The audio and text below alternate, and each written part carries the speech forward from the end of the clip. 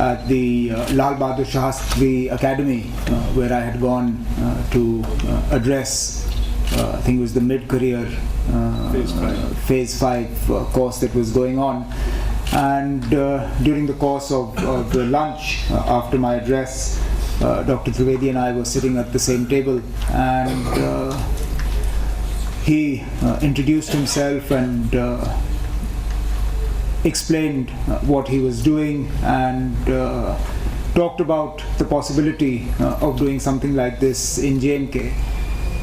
Given that over the last couple of years we have been trying to improve the quality of governance in the state and improve the quality of delivery to the people of this state, I felt that this was a natural progression to carry forward some of the initiatives that we had taken. He was kind enough to come and make a presentation in Delhi during the Darbar Move period, at which point it was decided that this was something that we were definitely interested in, and we needed to take the next, or rather the first serious step, which was to have all of you in one room where he could explain what was happening, and we could roll it out from there. A couple of misgivings that I need to address. The only person in this room who is here voluntarily is me. Nobody else. So let's not labor under the illusion that any of the people sitting here are actually here because they might have opted to have been here.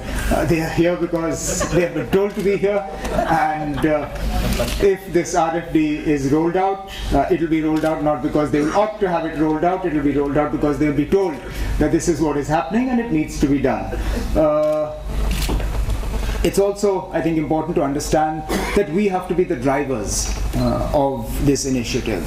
It will not be driven by the Cabinet Secretariat in Delhi. It will not be driven by Dr. Trivedi. His assistance will be there. His support will be there. We will learn from the experiences that he and his team have had in the Government of India and in the other 10 states that have introduced this before us. But it will have to be driven by us. It will have to be driven by me, by my colleagues in the Council of Ministers. It will have to be driven by the Chief Secretary and by all of you. And I believe that it is something that needs to be done. I think we owe it to the people of this state to tell them what it is we are doing and how it is we are doing it. Gone are the days when the performance of government could be hidden away and forgotten for 5 years in the case of the centre and other states, and 6 years in our case. It is no longer good enough for us to decide that our performance will be evaluated only once every 6 years, and I think that's inherently unfair as well, because that doesn't evaluate your performance, it evaluates mine. The elections only evaluates the perception of the elected representatives. It doesn't really evaluate the perception of the bureaucracy of the officials. For that, you have your annual performance appraisal, which again is something that I have serious problems with. Having seen it now up close for almost 4 years now, I don't believe that it is a system that is in any way a worthwhile reflection of what you do or what you don't do. I believe that there can't be a more subjective way in which your performance is appraised, because it really is exactly as Dr. Trivedi mentioned. It depends on who likes you and who doesn't like you. The same officer will get a below par score because his immediate superior doesn't like him, and 2 years later the same officer will get 10 out of 10 because suddenly the person who he or she is reporting to finds that the officer is worthy of such a score. I have a problem anyway with performance appraisals that give people 10 on 10 because that in effect would mean perfection. I mean, I would never appraise myself with a 10 on 10 score, because the moment I get a 10 on 10 score, it means I have nothing further to learn. There is no further growth that is possible. I know everything. I have done everything. And therefore, there is no scope for further improvement. And the way in which now your career paths are charted, and the way in which this system has now got distorted, a score less than 9.5 out of 10 is considered a terrible score, and therefore is something that can ruin a person's career. Now, how can less than 9.5 on 10 be a career-threatening score? I mean, how much scope is there for improvement after that then? But that's the way in which the system has distorted itself. That's the way in which appraisals are being made, and it needs to be corrected. Now, oftentimes we hear about, you will find the general citizens of this country remarking that why is it that government does not perform when private sector performs? Or why is it that the same people, when they leave government and go into the private sector, suddenly find that their delivery goes up? I don't believe the problem is not with the people. The problem is not with their ability to work. The problem is with setting down targets and goals for them and then monitoring those goals. See, in the private sector, it's relatively easier to assess what your targets and goals are, because more often than not, they can be reduced to monetary terms. Whether your business is manufacturing or whether your business is trading, at the end of the day, if you earn more than you spend, you're doing well. How much more you earn than you spend determines how good your performance is.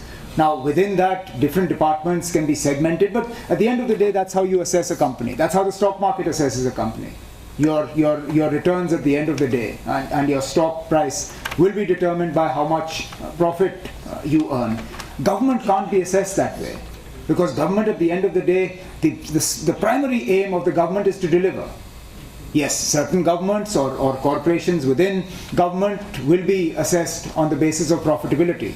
But at the end of the day, the bottom line for a government is how much do you deliver? How many kilometers of road do you add? Are those kilometers of road being added in critical sectors? How many hospitals are you constructing? How many schools are you building or upgrading? And therein again, are they being put into critical areas? How much new capacity in electricity generation are you adding? Now, these are not goals that can be reduced to financial terms. It is no longer, as was rightly pointed out, no longer good enough for us to say, okay, fine, you have 1,000 crores to spend, how much out of that 1,000 crores have you spent, and then determine whether you've done well or not. Because in government, the easiest thing to do is to spend money. We all know that. I mean, at the end of the year, suddenly our expenditure shoots up because we find it very easy to place orders and book expenditure. Now, is that expenditure meaningful? Does it actually deliver results, or are these pipes that we have then dumped somewhere else, or barrels of tar that will never see the light of day, or poles for electrification that will never be erected? One never knows. And that's why the RFD now becomes an important framework for us to be able to assess our performance, and we shouldn't be afraid of it. I know somewhere at the back of our minds we will worry, oh my goodness, what if I'm part of a department that doesn't score? So what? This time it doesn't score, but we'll learn from it. The easiest thing to do would be to have a handful of departments and say, okay, fine, we'll roll it out as a pilot project and then see, chalta hai to chalta, nahi chalta to chhod denge. But that's not the way this is going to happen. Given the way we would like to go, I would like this rolled out for the entire government in one shot. And fine, there will be lessons learned along the way, there will be a little bit of heartburn here and there, but we'll deal with it. Because I think if you are seen to be performing, it's good for you as well. Why would you like to be perceived as being the stumbling blocks? And that's unfortunately what happens. The bureaucracy becomes everybody's favorite whipping boy. Nahi hua to chaliye, the bureaucrats are responsible. This perhaps will be your answer to that criticism, that is not the case. That given a clearly laid out set of goals, given a clearly laid out set of targets, this is what has been achieved, and this is what we are capable of doing. Even the private sector suffers on account of this. Different companies react to situations very differently. I remember when I was working in ITC, and it was often felt that ITC was perhaps the most bureaucratized company in the Indian private sector. There was a joke that went around because at that time Asian Paints, Hindustan Lever, these were all FMCG companies, and believed to be much better at reacting to situations than ITC was. And I remember we were often, this was often told to us by colleagues from other companies, that can you imagine what would happen if people working in Asian Paints, Hindustan Lever and ITC found themselves on a plane that crashed and were on a deserted island. So I said, what would happen? I said, well, they have to get off the island and all they have is a box of matches and one palm tree. So what will they do?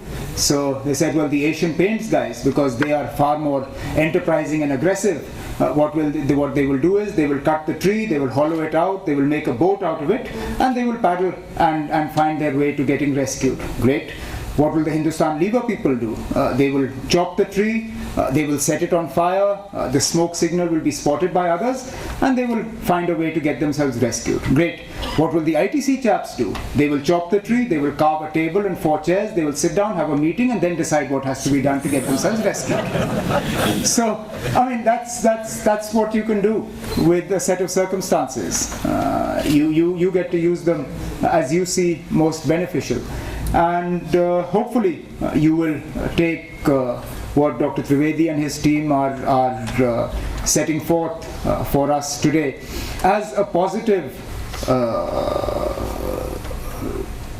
extension of some of the steps that have already been taken. I think the Chief Secretaries are very elaborately laid out some of the steps that have been taken in terms of the Public Service Guarantee Act, in terms of the Panchayat elections that took place and the continuous effort to devolve powers to them, the right to information, various other measures that have been taken. This RFD framework becomes a natural progression in that direction, and one that I do not believe we should fear. I believe only those need fear it who are inherently uncertain about their ability to deliver on the basis of targets that are laid down, and I don't think very many of you need suffer on that account, and therefore I hope that wholeheartedly you will endorse and accept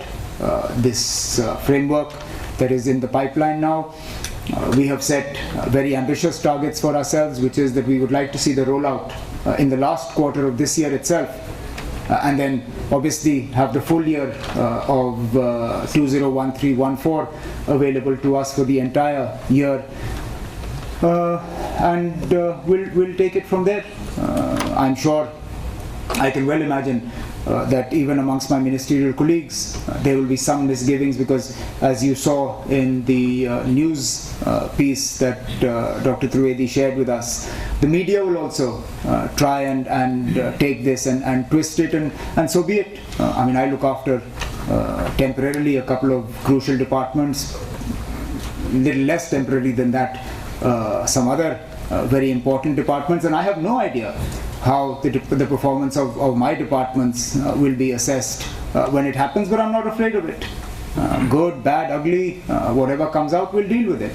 As long as we accept that this is a learning experience, this is something to teach us to perform better, and I think that's what all of us should expect from ourselves. So without further ado, I will leave you all to continue. I believe these will be 2 days well spent.